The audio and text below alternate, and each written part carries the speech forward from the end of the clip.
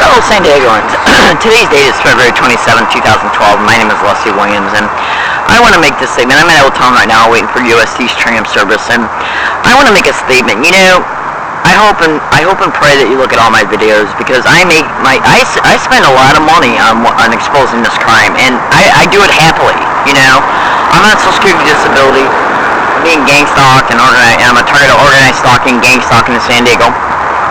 And there's literally undisputable proof online at YouTube that shows that I am a bona fide gang stalking target, and that is happening to me. And the San Diego police have refused flat out to my face on 9 separate occasions to take a police report in reference to this crime that's being perpetrated towards me.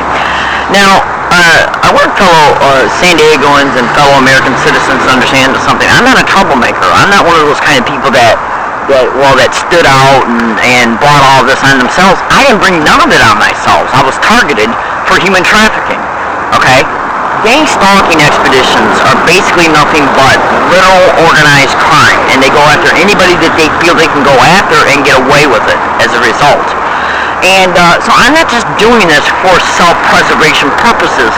You would not believe the things that I have literally witnessed before my eyes. Young men and young women being broken down and literally sexually servitude in sexual servitude rings. Now, just because of the fact that they're still attempting literally to box me in, it's organized crime within the system. They go after people on disability, single women, single mothers, the elderly. They're in a bunch of different types of aspects of racketeering. And if you really look at it, at the end of the day, human trafficking ain't nothing really but racketeering. It's just a different kind. So they're going after me for Medicare trafficking, human trafficking, and to take over my monthly Social Security checks. And they will even attempt to take me off of Social Security. Wait till they can get a hold of me and then reapply for it in my name. Google 4 mentally disabled individuals kept in a basement in Philadelphia. Same type of syndicate, same type of scheme. Google Pennsylvania judge sentenced to 28 years for pipelining children into a detention center so he could get kickbacks from the federal funds that the privately owned detention center got per child. That's why he was sentencing them to there for first-time misdemeanor offenses. And he was literally sentencing these children to the full maximum sentence so he could justify his reason why he was sentencing them there. He got caught and got 28 years. Now, the San Diego police, right now there's a manifesto online that you can go to Google and type in Gang Stalker Confesses. And it's not in the Peace Pink forum anymore. It used to be in a webpage called Peace Pink. And that link is literally in some of my YouTube videos, but I just discovered last week that it's been taken off that webpage. Because I am causing so much exposure here in San Diego, I believe what they did was they went in and took it out. And they have infiltrated my email accounts. They're intercepting my emails that I send for help. They've literally hacked into my cell phone. Google and YouTube cell phone hacking and gang stalking, or cell phone hacking and organized stalking.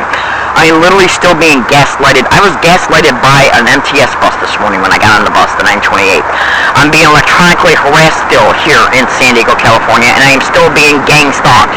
They're just doing it a lot more cleverly, a lot more overtly, through sensitization tactics. You can go to YouTube and type in sensitization.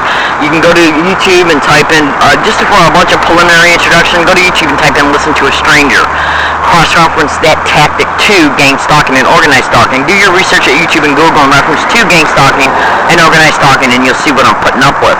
Now, fellow San Diegoans, look, I'm not dumb. You know, I know that the police officers and the firefighters and the doctors that are involved in this kind of stuff, I know they got families. But here's the thing, you know, they made their choices. They flat out made their choices. So did MTS.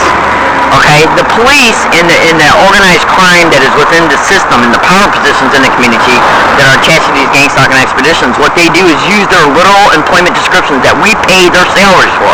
Our taxpayers' dollars, our property taxes, and our sales taxes are literally paying their salaries for their employment, like DA's office, prosecutor's office. They turn and use the power positions that are attached to those employment descriptions to literally aid and abet in the expeditions of gang stalking and making sure that a target stays isolated in reference to intercepting their emails, in reference to making sure their cell phone gets hacked and stays hacked, in reference to they'll reroute phone calls. Go to www.gangstalkerworld.com. Look on their techniques page. Look, any human being that is a target of this, their first and it is their divine right to take care of themselves.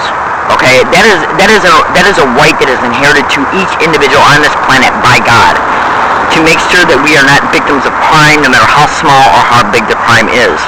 So since I am a target of this crime, it's not my fault that the police are attached to this, that the DA's office is attached to this, that they got organized syndicated members in this social services community. Literally, just Google everything I'm saying in reference to the employment descriptions of what I'm saying to organized stalking or gang stalking, and you'll see I'm saying the truth. Google organized stalking in universities. I did last week and got 5 million responses. Look, the community at large has a right to know. They have a right to know what's happening to every average American citizens. They have a right to know it. And since this is happening to me, 50% of what I expose is because it's happening to me, and the other 50% is because I want citizens in the community to become aware of what. If this can happen to me, a learning disabled woman, okay, what do you think they're doing to children? Yeah, what do you think they do to the children of targets they go after? Because they blacklist them from employment. They literally tear down everything that they have. Literally everything. Those staged vehicle accidents, they'll create homelessness, and then a target don't even have a car to sleep in. They'll blacklist them from employment to keep them in the destitution they create. And this is all done to exploit them once they're on the street. The street they put them on. So what are us targets supposed to do? Just lay down and let somebody come and take me and sexually exploit the hell out of me? You know what you can catch being sexually exploited? HIV, sexually transmitted diseases, and that's not including the brutal physical attacks that always come associated with that type of organized criminal activity. I'm a grown woman, I'm a Christian, I'm a devout Christian, and I'm going to tell you something right now. Hell will freeze over before I let that happen to me. Okay? You wouldn't believe how I've led my life. Okay, I have led my life no matter how I'm scrutinized or not. You wouldn't believe what I've discovered over time. Let me tell you about remote neural monitoring. Remote neural monitoring, say if a person goes gambling. I've never went gambling myself, but say if a person goes gambling and they win. Okay? Well, remote neural monitor can literally monitor that neural network that was created in reference to you deciding to go, the actions, the motor cortex actions of you going, all the emotional states that you felt when you won. They identified that neural network that holds the thoughts, the actions, and all the associated emotional states that are directly attached to it. They identify it, mark it, and will stimulate it on any day to literally get a person to go gamble again. So they go through all the money. Same application in reference to how they use this technology can be used for anything. To get a person to go shop, to get a person to run a red light, to get a person to do anything. Okay? Once they can get an idea put in a person's head about something they can do, and then they go do it, they identify and mark it. And that's where a lot of the physical gang stalkers come in along your path. They'll put ideas in targets' heads about how they can handle situations once they got them out on the street. Target don't know they're being remotely neurally monitored, so they follow through on it. Once they follow through on it, the thought patterns that are associated to it, the thinking about what they can do, then the motor cortex actions, then they go and do it. They identify that neural network with remote neural monitoring and then stimulate it in real time on any date for any application, and they're literally bringing a neural network back in current conscious time for any date. My name is Leslie Williams, and this is literally what's happening. Google gang stalking and remote neural monitoring, gang stalking electronic harassment, or organized stalking electronic harassment, or organized stalking and remote neural monitoring. My name is Leslie Williams. I expose these crimes to help the average American citizen understand the extreme criminalities that are not only being perpetrated towards me, but also my fellow targets. If this can happen to me, this can literally happen to you.